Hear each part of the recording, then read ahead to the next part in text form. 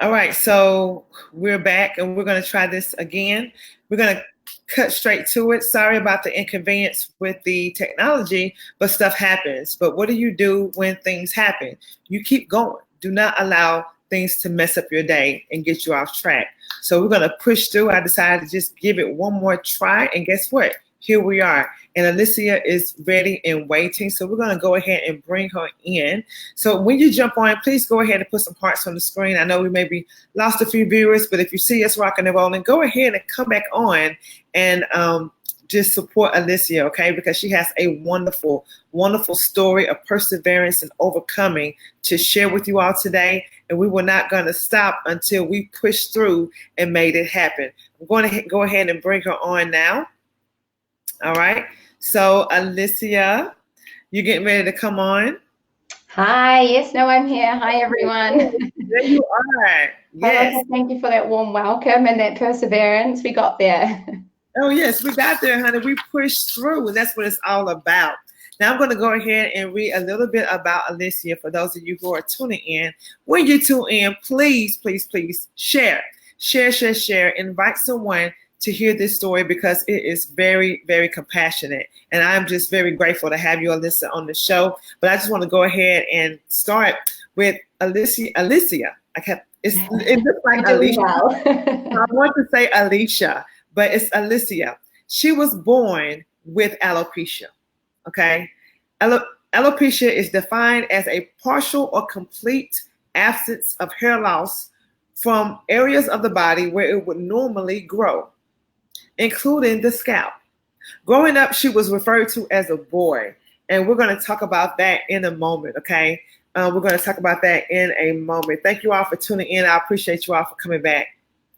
As a teenager, her lack of hair impacted her self-esteem and confidence. Later in life, she grew to fall in love with herself, and she will soon launch her first book. And we're going to be talking about that and much, much more. So, Alicia, if I left anything out of the intro that you would like to include, please go ahead and do so at this time. Oh, sure thing. So you might pick up from the accent. Please let me know if you can't understand me. It is a Kiwi or a New Zealand accent. But as Carlotta mentioned earlier, I am now here in Seattle. So go the Seahawks. Yes. I don't know if you want me to just jump right in, Carlotta, or if you... No, don't worry. I got you, baby. I got you. Okay. How's the weather in Seattle right now? It's not too bad, actually. I've moved here from the Cayman Islands. So I've been in the Caribbean for the last 3 years. So It feels like winter, but I think anyone else in Seattle would call it summer. Oh, wow. Okay. Well, I love the cold weather. I'm kind of different from most people in this state. And yeah, I love the cold weather. So, well, we're going to just go ahead and jump right into it because of technical difficulties. We're like 20 minutes, right where we should be, but kind of behind. So the first question I want to ask you, Alicia, okay, is your bio reveals how you were picked on and bullied when you were younger. Tell us about that experience, please. Sure thing. So I think the best way to really ensure the audience understands alopecia and what it's like for me and where I'm coming from. So as Carlotta mentioned, alopecia means hair loss. There's hundreds of different types. It impacts hundreds of thousands of people worldwide. It's very different. So in terms of my hair loss, yes, I did just do that. I haven't done that before. But you can see, this is the longest my hair has ever been, and I'm 28 years old, and I have not cut my hair. I refuse to cut it. My eyebrows, they're microbladed on. My eyeliner is tattooed on so that I can look like I have eyelashes. I mean, you can obviously see why people were bullying me. I look different. So as a child, despite trying to wear pink and, always wearing bows, I would get recognized as a boy. Thankfully, when puberty kicked in, I looked a bit more feminine. But so when I started school, I guess that's really when my memories kick in about being bullied and about standing out looking different. And it's never nice for a child, no matter why they look different or why they look bullied, because it's very confusing. It's, why am I different? Why are you being mean to me? Why can't you just accept me for who I am? I'm brilliant. So I actually turned to hats, and I wore hats all the time. Never mind your go-to safety blankets for a baby. No, I was a child that would never remove my hat, because to me, that's the only way I could look normal. So I mean, that went as far as, I mean, school pictures. My school hated me for school pictures because I'm always in my hat. Swimming competitions, I would have to swim one hand on my head like this, holding my hat in place while trying, you know, do like freestyle or a breaststroke or whatever the type of swim was. I relied on that hat heavily. And I mean, you can also imagine what kids were like. They always are going to pick on that weakness. So children would rip my hat off and run away with it and throw my hat around, making me try and grab my hat back. It does damage, but Yes. it's not just me it does damage to. So my sister, and she's got beautiful, normal, lush hair. She was bullied because she was related to me. Wow, Alicia, hold on for right there. I'm gonna bring up a picture. It's a picture that you sent me, and I'm gonna bring that into the view so that we can see it. Let's see if it's gonna push through. There it is. That's me and my sister. Yes. Tell us about this picture here, and you were getting into the story of your sister being bullied just because she was related to you. Tell us about this picture. Sorry? I said, tell us about this picture right here. Well, I mean, I always turn to this picture mostly because it shows what a young child looks like by common perception. So children, like female children, are also always personified as having long, lush hair.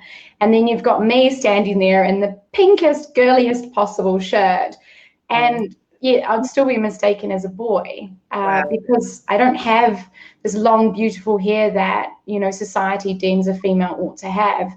And I mean, that's one of the really important messages that I want to get through today, which is, you know, we can look different, but it doesn't mean that we're not a female or that we're not brilliant people. It's just, we just look different. And it's about building awareness and just making sure that everyone out there doesn't just jump the gun and, you know, assume that you are something different than what you are. They should really actually say hello and get to know you before they automatically decide you're diseased and contagious and you're dying. So what's the point of talking to you? That is another one that, you know, that my children's book, which we'll talk about later, I actually wrote that after talking to my niece. Now, she's also been born with alopecia, so she looks very much like I did and do.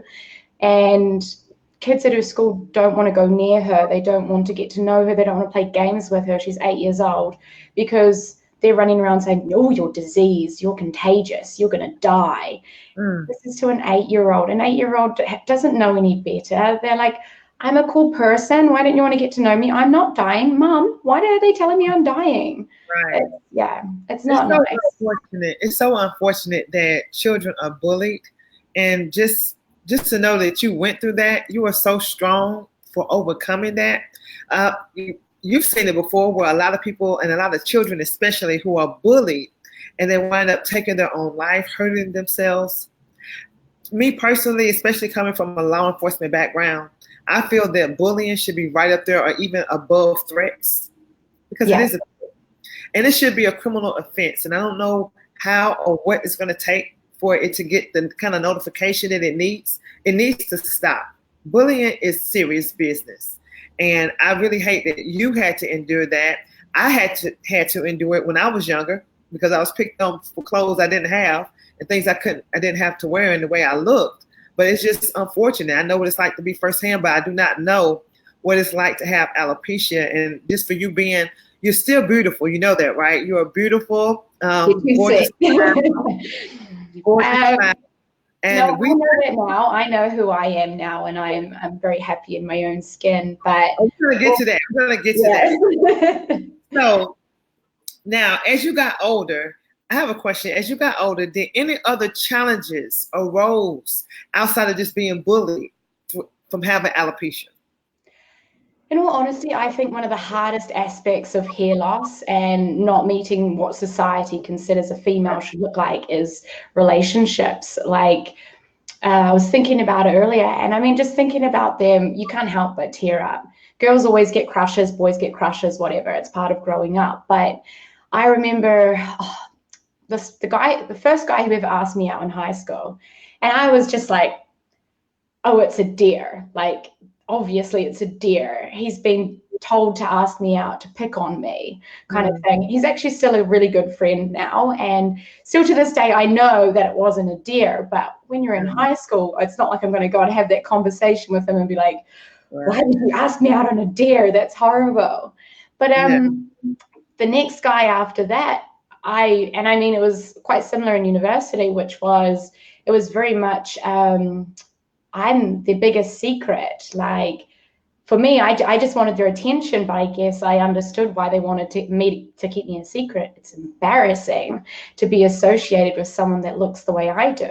And I mean, even during that time, I wore hair extensions. Like, you can actually get a little bit of hair extensions in here. And I'd, wear a headband and try and look as normal as I possibly could. But the reality is I was different, and that really took its toll on my self-esteem. So whether it was because of my hair or not, why they wanted to keep me a secret, I'm not sure.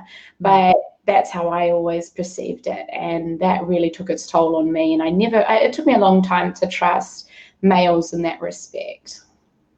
Right. So I want to ask you, was there anybody in your life at any point in time, although you had this and you had a lot of bullying and things going on with your self-esteem, was there anyone in your life that you could kind of depend on who kind of gave you that positive reinforcement? Yes. So that picture of my sister and I earlier, my sister, she is my older sister. I must have been about 9 years old. This is just the perfect example to just show, even though she was being bullied and she was being made to cry because of her relationship with me, that didn't stop her from sticking up for her little sister always. So, yeah, I must have been about 9, so she would have been maybe 12. And some kids took my hat off on the school bus and made me cry, and they wouldn't give it back. Not only did she get my hat back, but she tripped that kid up and made them cry for making me cry. Wow. The punishment, though, was she had to walk to school, and my parents made her walk to school.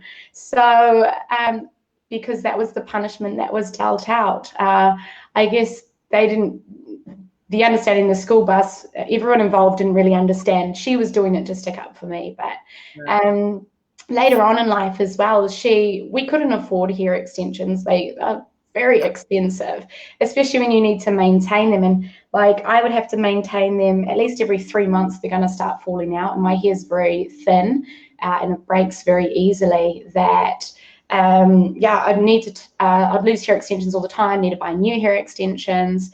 That my mum and my auntie actually cut off their hair so that I could have their hair for hair extensions. And then my sister sat there kind of gluing them into my hair, which is painstakingly long. It takes at least, like when I used to go to the hairdresser, even a professional hairdresser would take up to 14 hours to do it. And it's hot glue. And so you're just burning your fingers and you're sitting there hours and hours at a time. And she would do that for me just so I could feel normal. Oh, how sweet is that? Wow. So if there became a time in your life where you decided no more self-pity, no more self-hatred, no more low self-esteem, you were like, listen, I'm going to start loving myself. So when it came to that point, what led into that? Like, how did you transform from being this person who was bullied and full of sorrow and sadness about what was happening to you or what had happened to now loving yourself? How did you make that transition? I actually recently wrote a blog post about this, and what I think it comes down to is celebrating successes. So it's actually doing something and achieving it, and then doing something slightly bigger and achieving that, and then you just start to be like, oh, you've got self-worth. I can do stuff. My image, whatever. Like, I'm brilliant. I can do this. I thought I couldn't, and I can. For me, I'd always wanted to backpack and travel the world, and it's crazy scary. It would mean I would have to give up my professional job, and I have a mortgage and all these responsibilities. It's like, what? Can I do this? But I did it. I did it for 8 months, and then during that time, I hunted down my dream job, which was to move to the Cayman Islands. So, I had spent 8 months meeting these random people, adventuring out on my own, and that kind of strength and independence it's beautiful. When I landed in the Cayman Islands, I was the happiest and healthiest I'd ever been, and I think within 3 weeks of getting to the Cayman Islands is where I met my actual fiance. Wow. The first guy that I've ever let close. So, I mean, it just goes to show you can really do a lot just by setting goals for yourself and achieving them and celebrating those successes and just building from there. Yes, awesome. I love it. So I see you got your cover back there. Let me go ahead. Shameless self-promotion. You're already getting ahead of me over here. I like the book cover. You're writing a book which is soon to be published. Mom, Where Is Your Hair? Tell us about that book and what inspired you to write it. Sure thing. So, Mom, Where Is Your Hair? It's a children's book. It's been set out to rhyme, and just the hope and the intention of the book, which is coming out 7th September. Excuse me. And the intention of the book is to try and remove some of the confusion. So, I mentioned earlier, my niece has alopecia as well, and she's 8 years old and she's getting bullied. And I wrote this book after speaking to her and just not understanding, because I've lived with it all my life, that people every day are going through the scenario where they've lost their hair and all of a sudden they've got to deal with bullies and they've got to deal with these circumstances that they're just not used to dealing with. So that was the same thing for my niece. One, she was being bullied. She was being told that she's contagious and diseased, which is such a misconception that I want to get rid of. The other aspect was talking to her mom, and her mom's like, well, we're going to get her a wig, and at least the wig she can wear to school, but she's probably going to have to give up all of the sport that she loves because her wig's going to fall off. And that has its own detriment to, a kid's self-esteem. Yeah, I was just understanding that there's a lot of people out there that are going through what I'm going through, and they haven't had the chance yet to come to terms with it. So I want to do what I can to spread awareness. And I love starting with children first, because I think they are the ones who tell their parents what's right and what's wrong, and they're the ones that create the movement. So they're also the ones that can also not understand hair loss, and they can be the ones that cause the most issues for people with hair loss, pointing, staring, laughing. That I want to target them and just let them know that that's not cool, and we're not dying. Okay. So yeah, it's nothing to fear. It's something to embrace. Absolutely, and you're right. I'll be glad when bullying gets a lock on it, like when it needs to stop. It's very impactful to children, and it's even bad for the person who is bullying, because at some point they're going to have to deal with their actions as well, So we can do better as a people as a whole with that. That I really hate any child, even you were once a child, had to go through that, and now your baby is having to go through that all over again. And I know that's not easy at all. So at this point in time, I would like for you to tell us about your blog, because I understand you have a blog where you write about alopecia and things like that, right?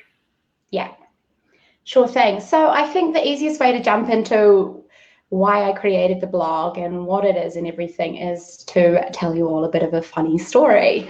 When I was 21, I came back from Texas. So I'd spent a bit of time in Texas studying at Macomb School of Business. And it was my first time wearing a wig, because I just didn't have time to get my usual hair extensions ready. And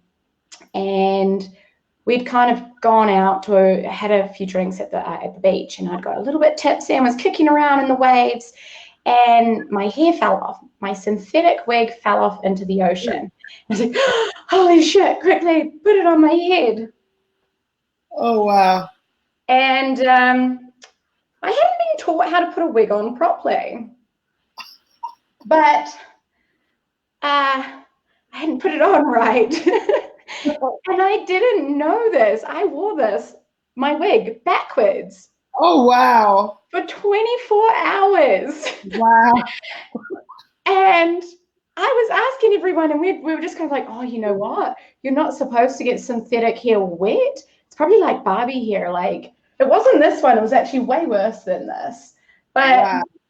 you can see how embarrassing it was. And I actually endured a lot of embarrassing moments as a result of wearing my wig. Wow. So I set out and I was like, you know what, let's make life a lot easier for everyone that's out there wearing wigs and trying to find hair loss solutions and everything else.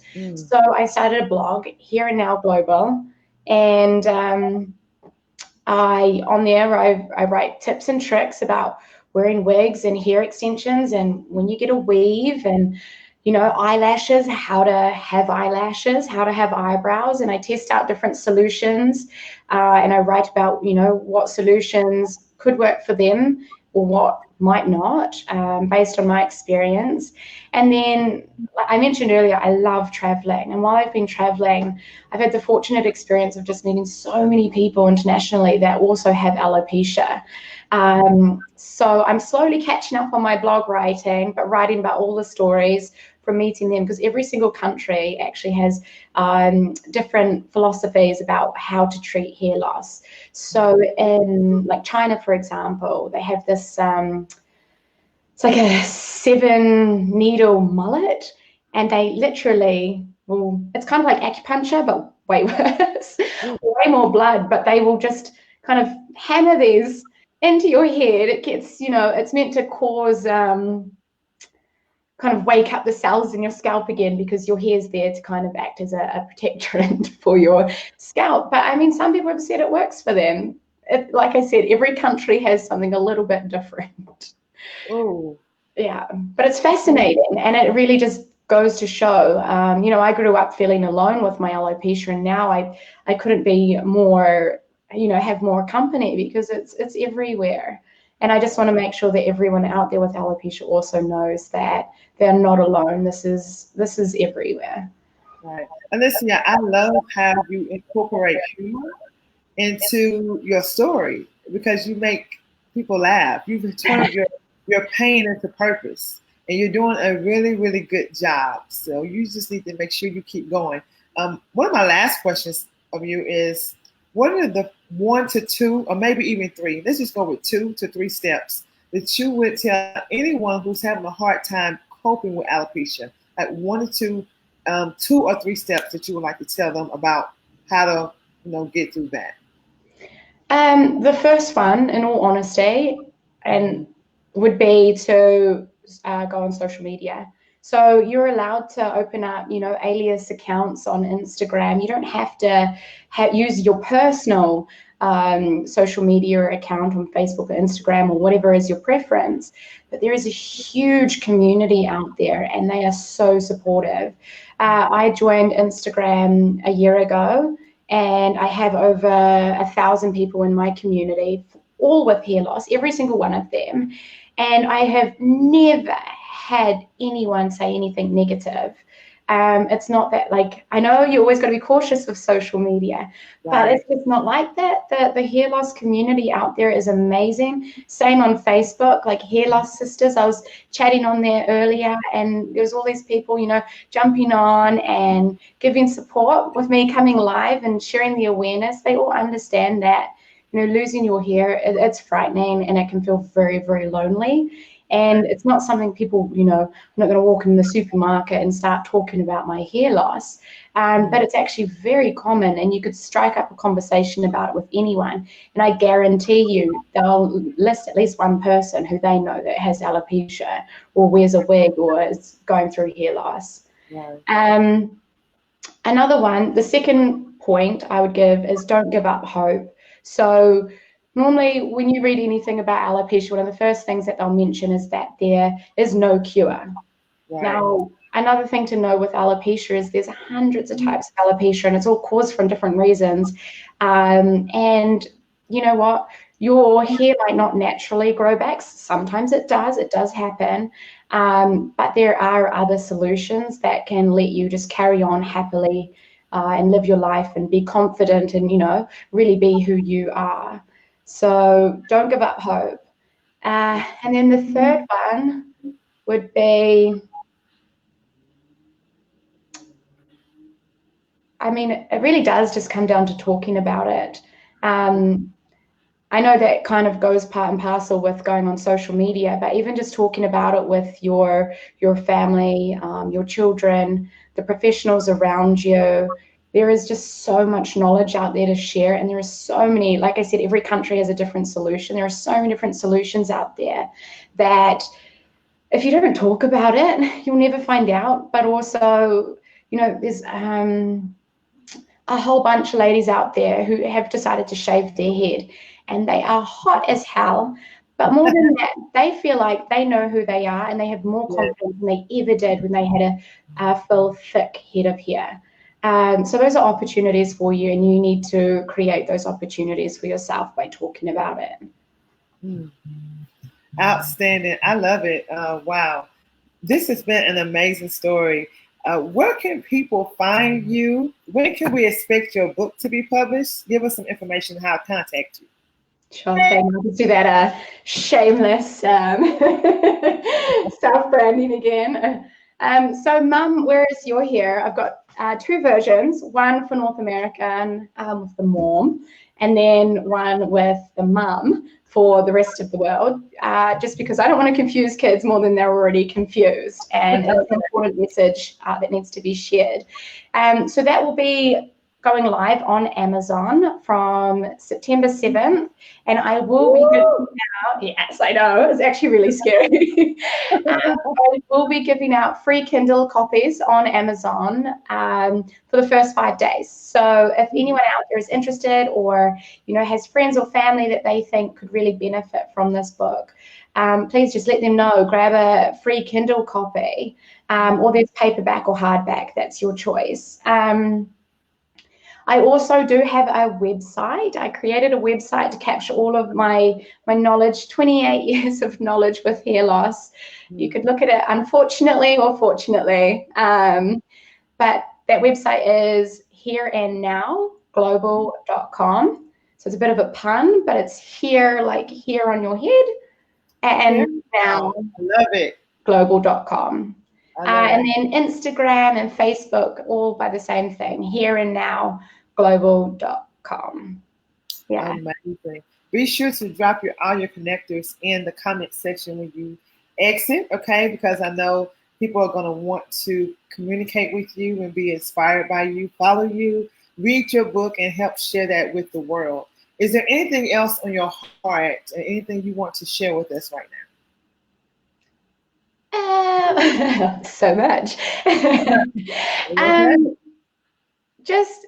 Be strong, know who you are, people, whether it's hair loss or something else, but also just encourage those people around you. If they're saying not a nice comment about someone because they look different, shut them down, let them know that's not cool, because that is how we end bullying. Bullying is not cool. I've had so many people now as grown adults come to me embarrassed because of how they treated me and my siblings when we were growing up. And it's like, why hold on to that kind of, pain when you just don't do it in the first place? Teach your kids to know better. Yeah, I think that'll be good parting words. I think that was excellent. And remember when I said bullying is not just a bad thing or a horrible thing for the person who's being bullied, but also the person who's doing the bullying. Because that's going to come back on them later in life. Yeah. And so, I do my very best to let my children know, do not bully anyone. Because who you're laughing about right now, who you're pointing the finger at and making a mockery of, you never know where they'll be in life. The very people who bullied me when I was younger in school, I see them in some really bad situations as adults. So we need to do better with schools and that. I'm going to see what we need to do something about bullying. Yes. Yeah, that needs to stop. But your story has been remarkable. Thank you for being a guest on the Heart of the Matter show. We definitely got to the heart of the matter with you regarding alopecia. You nailed it. Your book, I can't wait till it comes out. We're going to have you come back after the book is published, for a review. It's going to go great. It's going to go amazing. People, if you're watching, please share this story. There's some people out there, all walks of life. It doesn't matter your race, your color, your country. It does not matter. Somebody out there is going through hardship and pain and misery and self-esteem issues due to alopecia. And here we have a perfect example of Alicia Murray, who is blazing the trails, lighting the path to let you know it does not define you. Just because she was a bully and called a boy, that was not who she was. It had her down for a minute, but guess what? She reached beyond the break. And now here she is, sharing her light with the world, being salt in the earth. And we really appreciate you for that, Alicia, okay? So we'll be talking soon, okay, you all? Alicia, I'm going to be getting with you soon, so stand by, okay? Perfect. Thank you. And thank you all for your support. I really appreciate that. Thank you. All right, you all. We made it through. Sorry about the delay.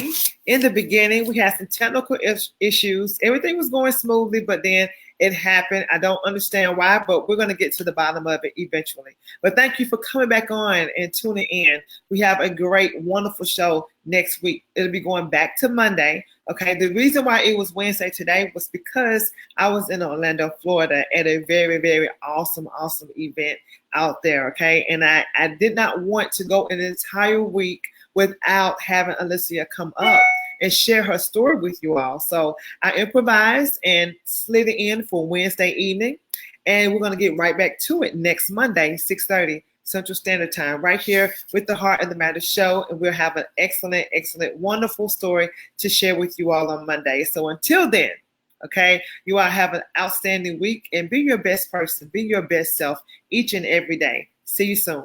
Bye-bye.